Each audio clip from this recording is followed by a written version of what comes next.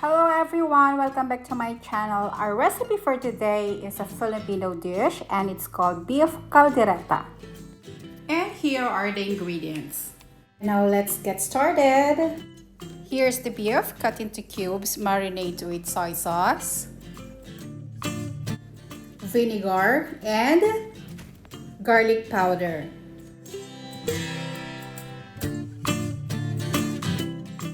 For this recipe, of course, you could also use goat, pork, chicken, or whatever meat you like. Meanwhile, let's prepare the other ingredients. Here's the celery, onion, the liver paste or the liver spread, which I bought from the Asian store, hot chili flakes, ground black pepper, and the vegetables, we have here carrots, potatoes, and bell pepper. Well, some saute the onion and celery first, but I want to omit the oil, so I will start searing the marinated beef. Well, this process will take about 5 to 10 minutes.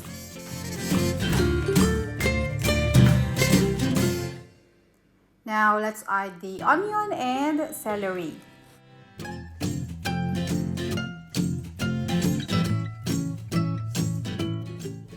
I will also add the remaining marinade, so remember not to throw it.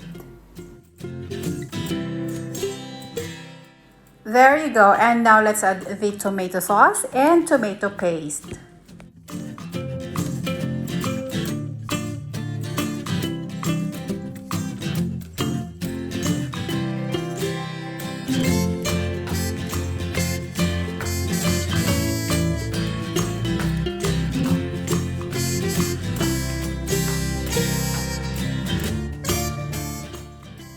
Stir and add the bay leaves. Now cover and simmer or cook for at least 1 hour or until the meat is tender. And little by little, let's add some broth or water to keep the meat moist. In a pressure cooker, this will take about 30 to 45 minutes to cook, depends on the cut or size of the meat.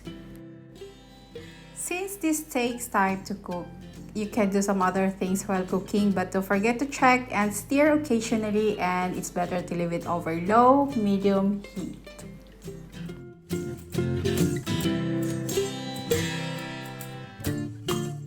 After an hour, let's add the liver spread or the liver paste and cook for 10 minutes.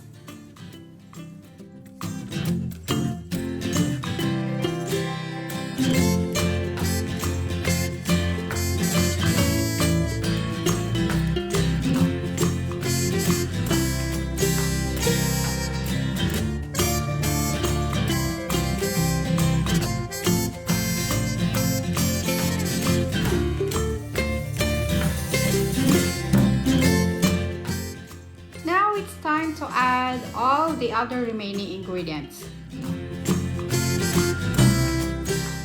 Potatoes, carrots, bell pepper, ground pepper, hot chili flakes, and some salt if necessary. Now mix them together and cook for another 10 minutes or until vegetables are cooked.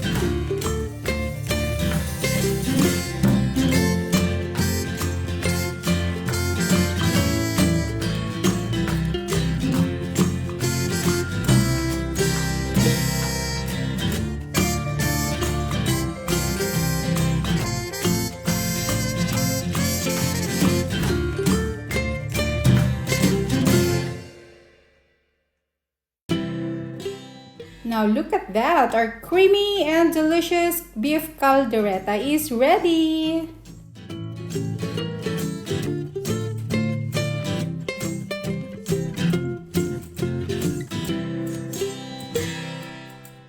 Well, I'm pretty sure you like this recipe. So if you're new to my channel, please don't forget to like, subscribe, and click that notification bell so you won't miss any videos.